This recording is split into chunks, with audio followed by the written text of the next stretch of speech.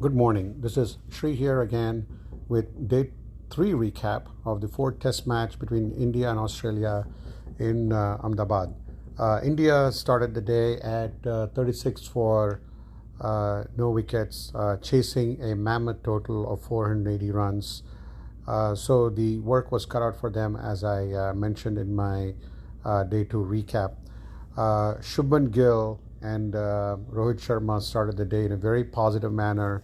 Shubman Gill playing almost like impeccable all day cricket with clean, with the playing with the front face of the bat, and Rohit Sharma taking on Stark for a 4 and 6 in the same over. So the positive intent by both the batsmen was a sight to see.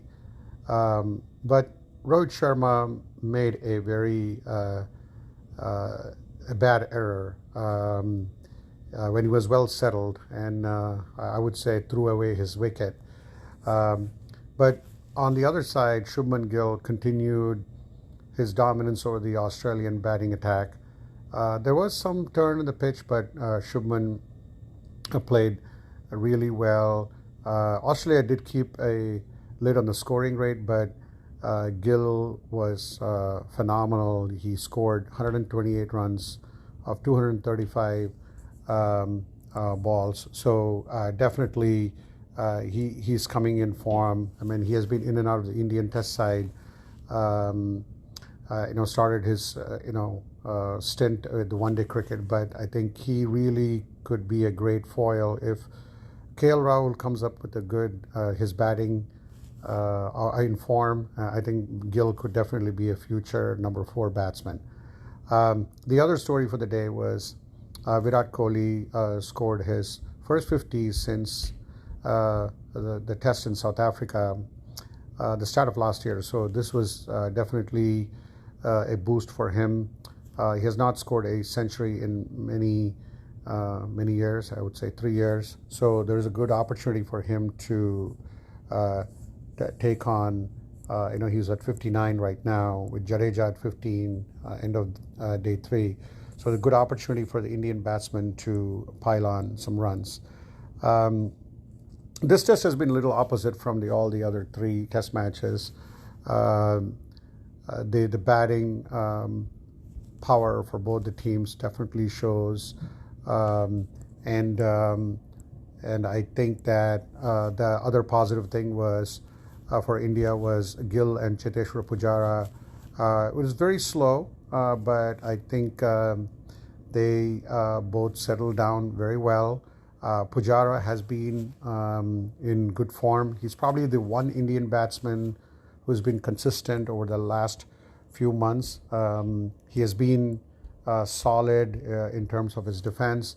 Both Pujara and Gill did not show any discomfort, and they played great strokes all around the field.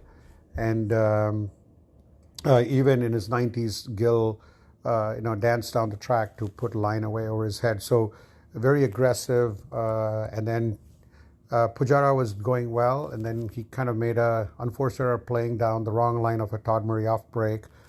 Even though he reviewed the decision, that was very unfortunate for him. Same thing with Gill. Gill had some issues with some cramps.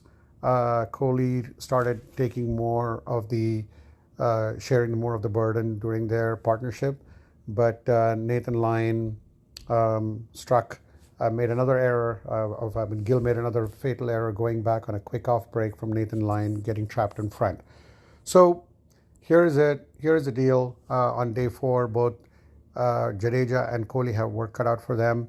The pitch is showing some signs of a turn. So I think Indian batsmen better come up with a good score, not give too much of lead for Australia. But the intention should be is to play positive.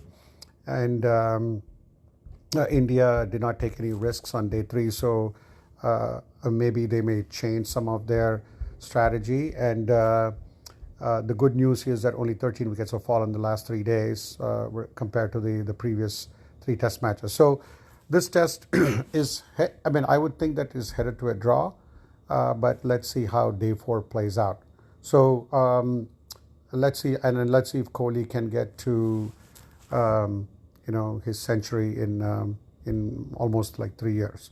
Good news was Pujara has a unique thing. He did score 2,000 runs against Australia, one of the current active Indian players to score.